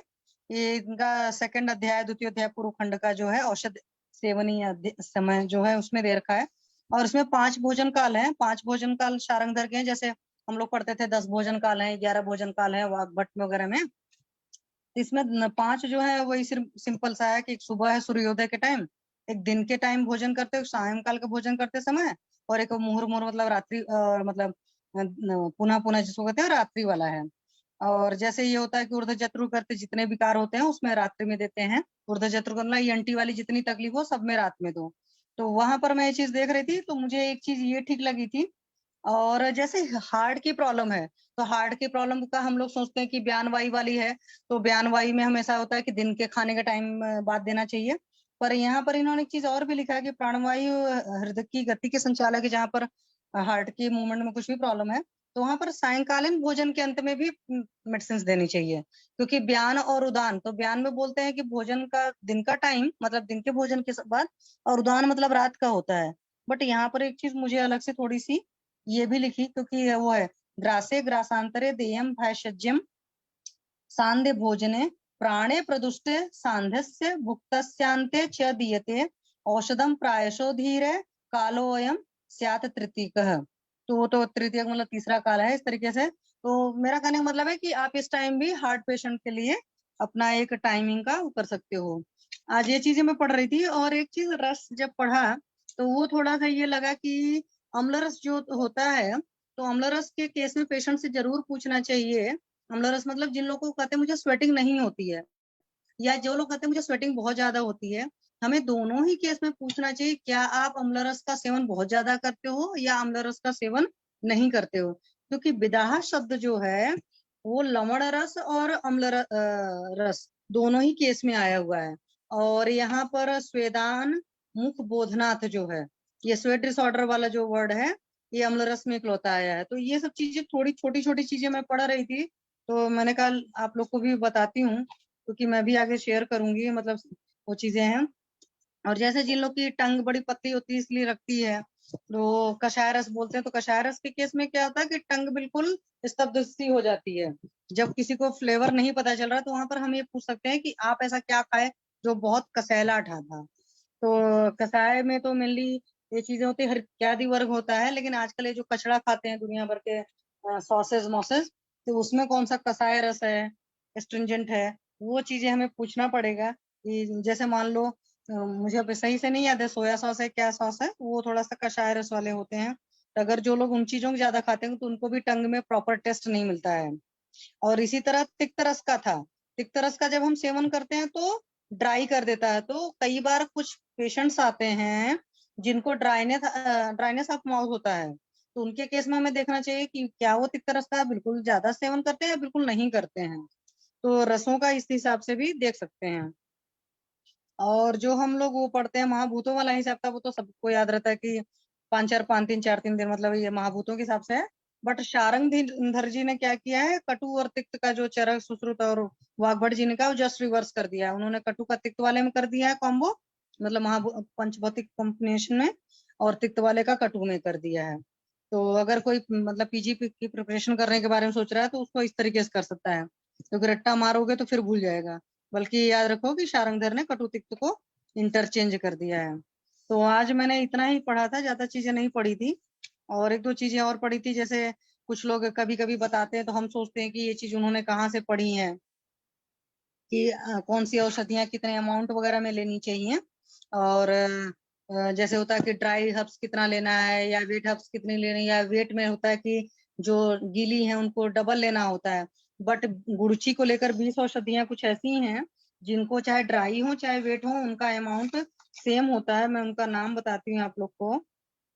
उसको है पटोलम च तथा निम्बो बलाता पथ्या पुनर्नवा च बिदारी च इंद्रवारणी पलंकषा तथा छत्रा केतकी चेती विशितः विशतिः प्रयोक्तव्या सदैव आर्द्रा द्विगुणा नैव कारेत। तो ये जो आपकी इतनी मेडिसिन थी साथ में गुड़ची कुटजो वासा कुष्मांडा शतावरी अश्वगंधा सहचरी शतपुष्पा प्रसारणी, तो ये जो 20 द्रव्य हैं इनको आप चाहे वेट लीजिए चाहे ड्राई लीजिए, दोनों ही केस में जितना अमाउंट लिखा होता है उतना ही अमाउंट लेना होता है।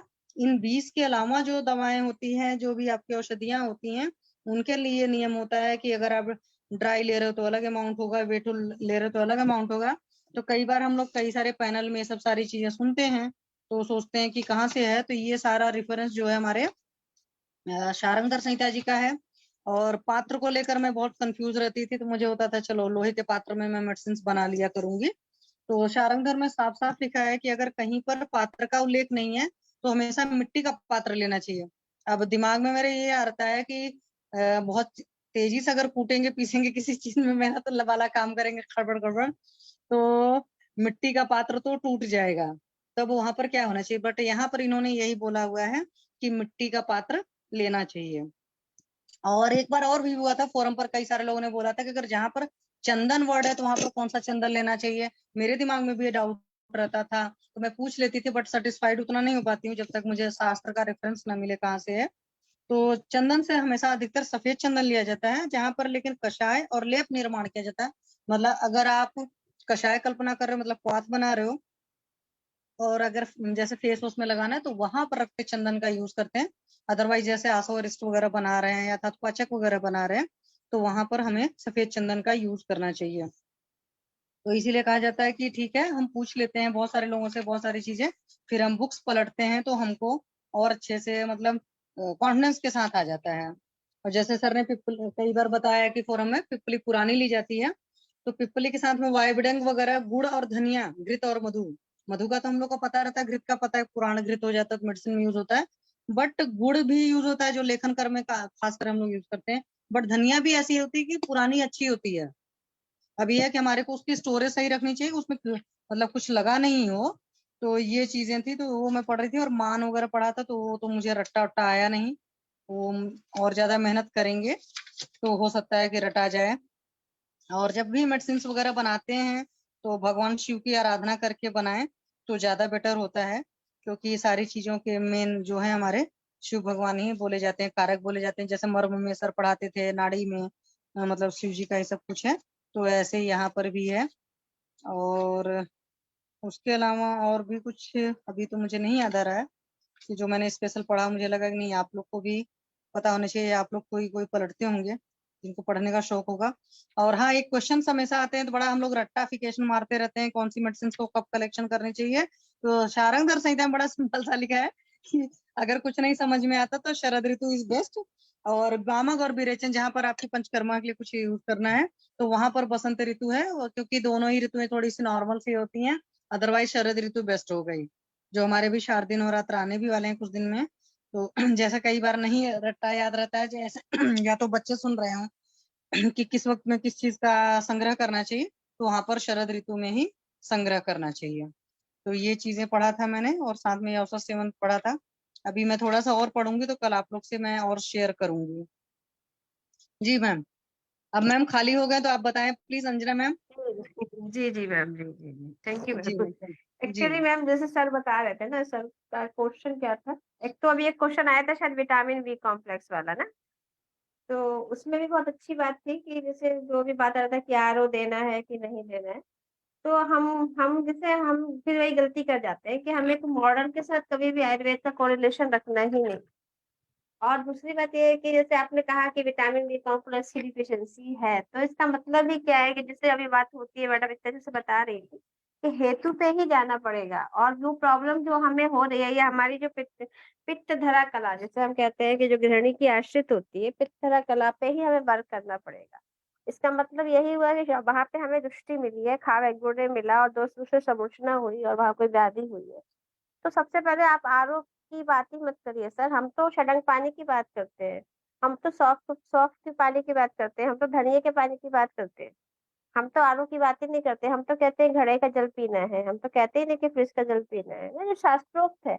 और वैसे भी अगर हम अपने जैसे ये वर्षा ऋतु है, वर्षा ऋतु में हम सभी जानते हैं कि वायु का प्रकोप होता है, तो हमें जल तो शुद्ध लेना ही है, हमारे शास्त्र कहते हैं। आप वर्षा ऋतु की ऋतुचर्या पढ़ के देखिए, उन्होंने साफ साफ कहा है कि वर्षा ऋतु में पानी सबसे ज्यादा दूषित होता है। तो जब वर्षा ऋतु चल ही रही है और पानी दूषित हो ही रहा है, तो पानी को तो शुद्धिकरण करना जरूरी ही होता है।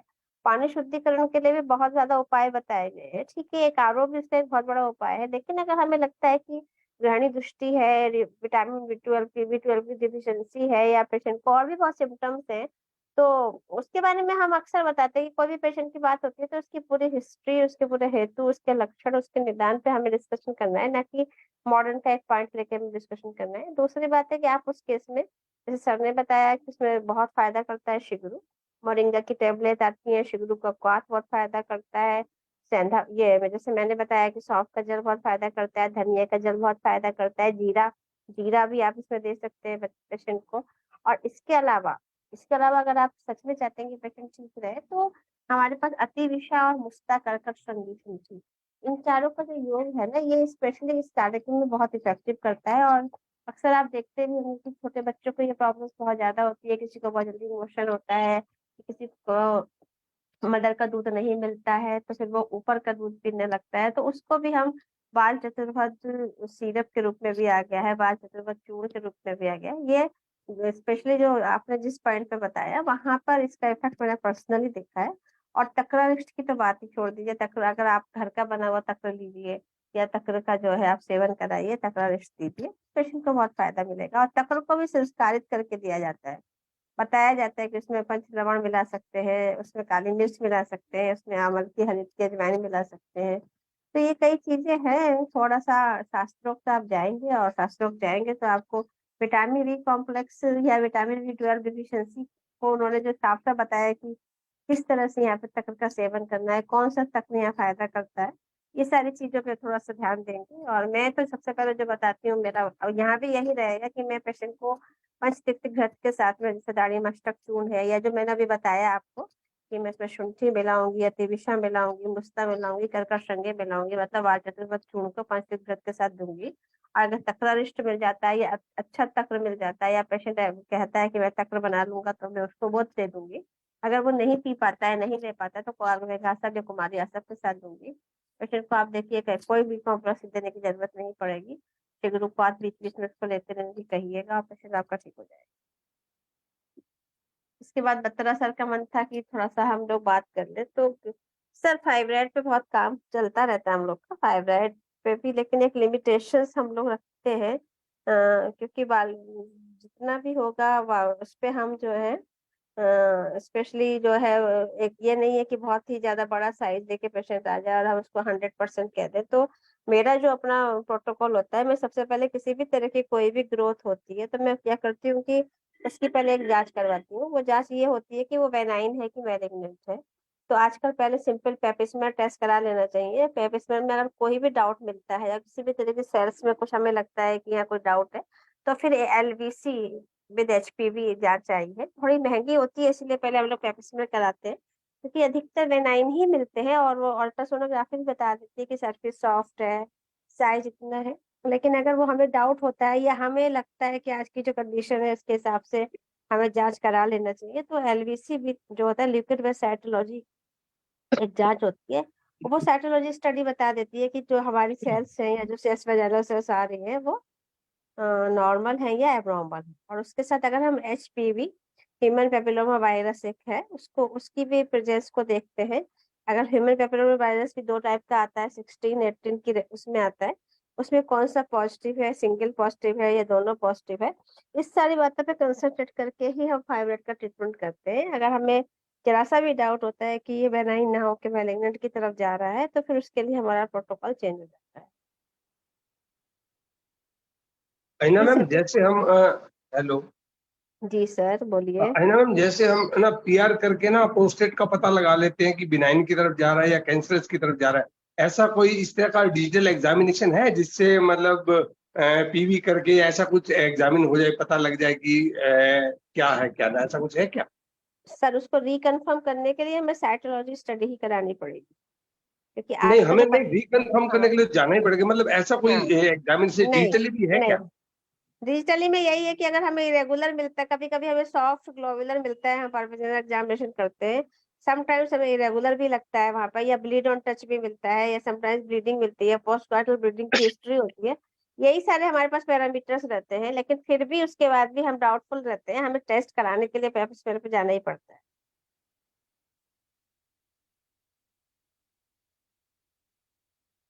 हेलो जी बत्रा बत्रा सर। सर, आपको जो भी पूछना है हाँ जी पूछिए। मैम, हाँ जी।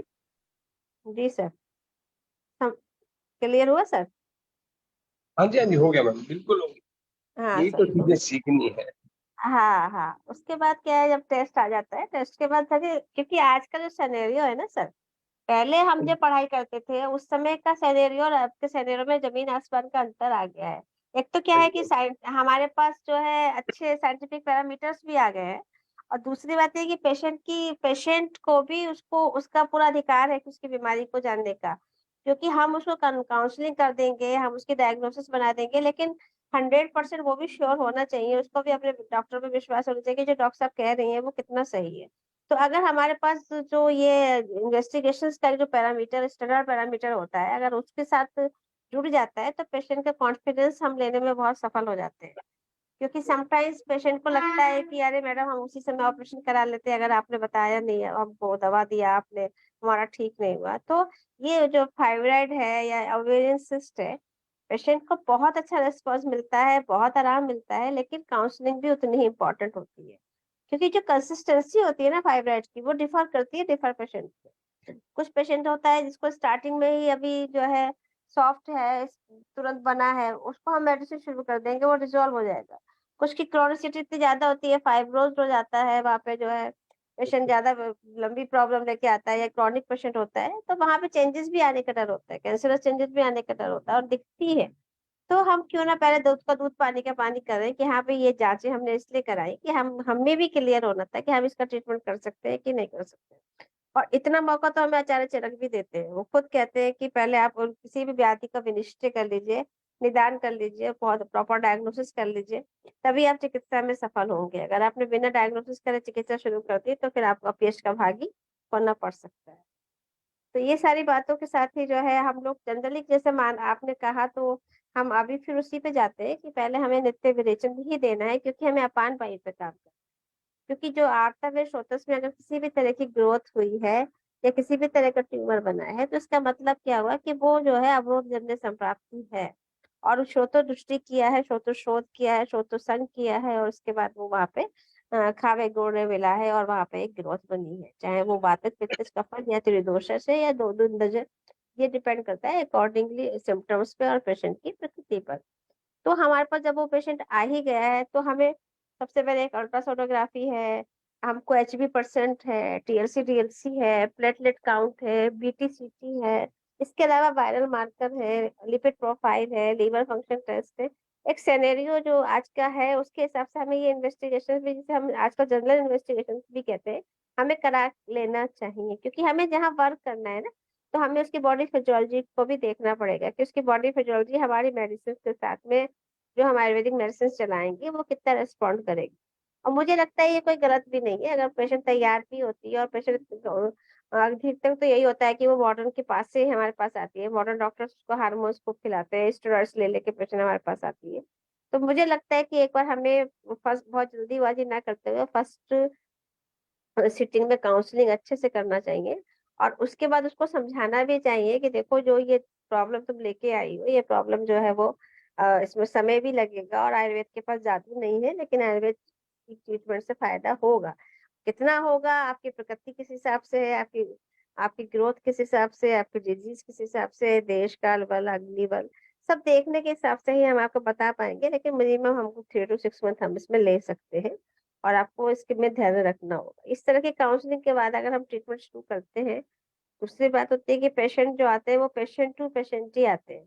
कहीं न कहीं हमने इस तरह का कोई ट्रीटमेंट किया है या कहीं उसकी किसी रिलेशन का, उसके किसी जान-पहचान वाले का या किसी का भी वो जिसको जो मिलता है कि नहीं वहाँ पे जाओ, वहाँ अच्छा है, वो अच्छा करेंगे। तो एक विश्वास वो लेके आता है, लेकिन उस विश्वास को बनाए रखने के लिए भी और सबसे बड़ी बात मैं सोचती हूँ, मुझे जो फ़ील होता है कि अगर ये प्रॉब्लम मेरी होती या मेरे किसी अपने स्वजन को होती तो मैं क्या करती? मैं कितना अच्छा ट्रीटमेंट देती। अगर उस वैचारिक भावना के साथ हम उसका ट्रीटमेंट करते हैं, तो कहीं न कहीं भगवान धन्वंतरी एक सिक्स्थ सेंस हम लोग को देते हैं और एक अच्छी चिकित्सा हम कर पाते हैं। तो हमने इसीलिए हमने बताया कि हम अपान वायु पे सबसे पहले काम करते हैं और अपान वायु पे काम करने के लिए हमें दीपक पाचन के साथ-साथ हमें हल्का-सा विरेचन देना है, अपान वायु को अनुलोमित करना है। अपान वायु का अनुलोमन हो, अपान वायु के साथ उसके क्या-क्या सिम्पटम्स हैं पेशेंट के, उस पे भी ध्यान रखना है। और फिर जो है पेशेंट को हम बताते हैं कि आप इस तरह से डाइट उसका पूरा एक आहार चार्ट बनता है। यहाँ भी मैं फिर कहूँगी मैं वरुण शिगरू को बहुत प्रेफ़र करती हूँ, मैं जौ को बहुत प्रेफ़र करती हूँ, मैं यहाँ पे त्रिफला को बहुत प्रेफ़र करती हूँ। और इसके अलावा जितने मेरे पास यव क्षार है, अपामार्ग क्षार है या मेरे पास जलकुंभी क्षार है, मैं इस तरह के द्रव्य को लेती हूँ। मैं जो है ये आपका जो योग आता है, शिला सिंदूर योग है, ताम्र भस्म है, कव्याद रस है, कुबेराक्षादी बटी है, गिलोय सत्व है, शीला जतवादी का भी रोल मुझे मिला है। तो कई तरह की ड्रग्स है, काचनार गुग्गुल आप सभी यूज़ करते होंगे, शिगरू भी शिगरू घनबट्टी है, शिगरू गुग्गुल बट्टी है। तो ये डिपेंड करता है कि आपको कैसे-कैसे सबसे पहले सभी बात मैडम भी बता रही थी कि हम पहले अपान वायु पे कार्य करेंगे। अपान वायु का कार्य का मतलब ही हुआ कि हम नित्य विरेचन करेंगे। उसके बाद हम पित्तधरा कला को नॉर्मलाइज़ लाएँगे, पित्तधरा कला पे हम काम करेंगे, पित्तधरा कला को एक्टिवेट करेंगे कि हम जो भी मेडिसिन दे रहे हैं वो पित्तधरा कला के माध्यम से एब्ज़ॉर्ब हो जाए और उसके बाद फिर हम जो है लेखन द्रव्य देंगे, क्योंकि उसके पहले कोई भी पेशेंट आता है तो उसके बल पर कार्य करना है। उसका बल क्या है, वो हम जो दवाएँ दे रहे हैं, उसका बल वो सहन कर पा रहा है कि नहीं कर पा रहा है।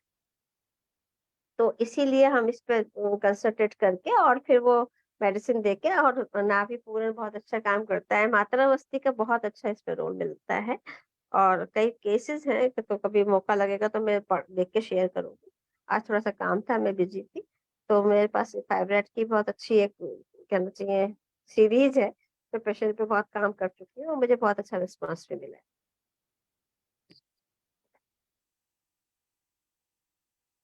तो कल इसी टॉपिक पे डिस्कशन रहेगा मैम। ठीक है मैम सर, जैसी आपकी आज्ञा। जी सर। नहीं सर। मैम ये है कि अभी ना है कि कम से कम कुछ सीख लेंगे फालतू की बातों से, अच्छा तो ये चीजें लेके चले ना। नहीं सर, यहाँ पर जो है वो हम लोग को कोशिश यही करते हैं कि जितना भी सबका टाइम हो कुछ ना कुछ नया हम लोग भी सीखें आप लोगों से और आप लोग भी सीखें। आपस में ज्ञान का आदान-प्रदान हो और टाइम को जो है अच्छे से यूटिलाइज़ेशन हो। किसी का टाइम वेस्ट ना हो और बढ़िया से जो है हमारा आयु दर्पण का ये प्लेटफ़ॉर्म सबके काम आए। जनमानस की चिकित्सा करे और सबकी रक्षा करे। कल मैम अगर टाइम थोड़ा सा बचा ना, कल सीकेडी को और लेंगे साथ थोड़ा सा। ठीक है सर, ठीक है। सीकेडी का सर तो सर बहुत डिस्कस करते हैं हमारे एडमिन सर और सीकेडी बहुत कॉमन प्रॉब्लम है भी और लेकिन ये है ना सर कि हमें क्या देखना है उसमें क्रेटिनिन कितना लेवल पे है या सीकेडी का कौन सा एआरएफ अलग है या जो है क्रॉनिक रीनल फेलियर में अगर आप जानना चाहते हैं तो ये कितना बड़ा टॉपिक है, इसको फिर अब कल उठाया जाएगा तो ज्यादा अच्छा रहेगा।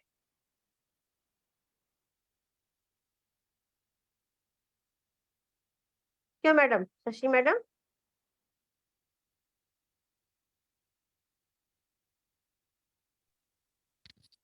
प्रणाम मैम। जी जी विनीता मैम बताइए।